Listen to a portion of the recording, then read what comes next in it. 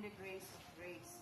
Dahil ko nang Ginoo nga diha sa ipakita dinhi nga the grace is the Lord Jesus may suon. The spirit of grace with our spirit na-enjoy nato ni grasya day may son nga mga pulo sang Diyos.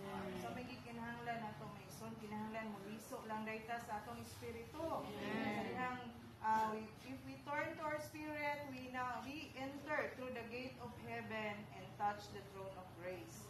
Then ingon din that grace is the all-inclusive with all those who love the Lord Jesus, which Jesus Christ in incorruptibility. Then ang kinahanglan nato nga pahimuslan din nato kining word of His grace din sumol. Na-enjoy din nato ang pulong sa Ginoo kay ma-enjoy pud nato siya ingon nga grasya agi sa pulong. Then ingon din nga ganyo ko Covenant Minister